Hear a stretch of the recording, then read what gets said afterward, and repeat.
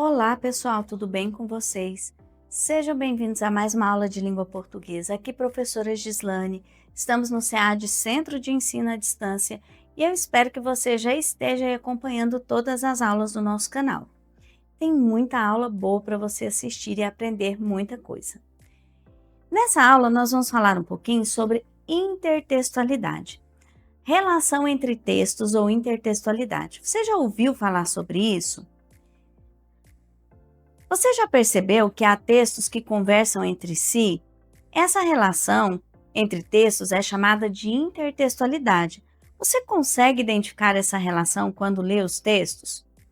A intertextualidade é a relação que um texto estabelece com outros textos, seja por meio de referências diretas ou indiretas, citações, recriações, paródias, alusões ou até mesmo pela estrutura semelhante. Em outras palavras, intertextualidade é quando um texto conversa com outro.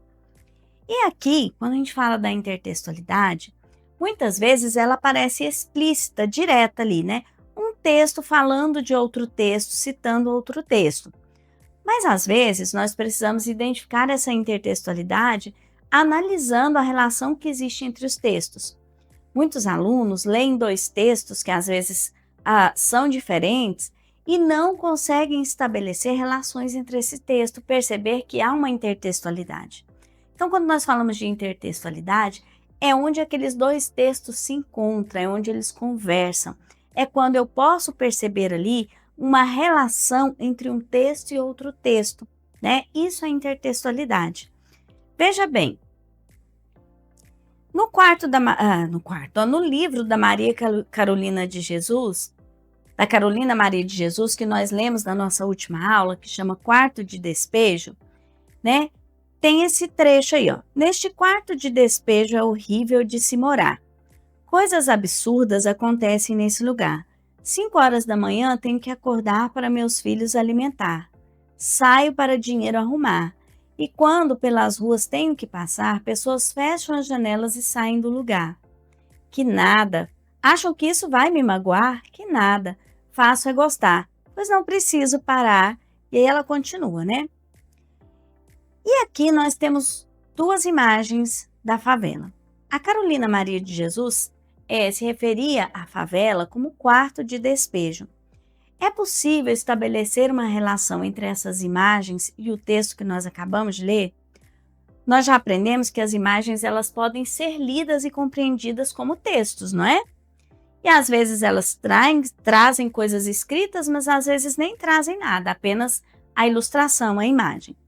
É possível estabelecer uma relação entre esse trecho que nós acabamos de ler do livro da Carolina Maria de Jesus e essas imagens?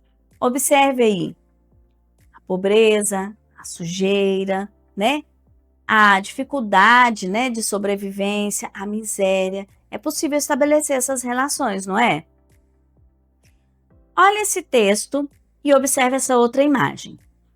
O bicho. Esse poema é de Manuel Bandeira. Vi ontem um bicho na imundície do pátio, catando comida entre os detritos. Quando achava alguma coisa, não examinava nem cheirava, engolia com voracidade. O bicho não era um cão, não era um gato, não era um rato. O bicho, meu Deus, era um homem.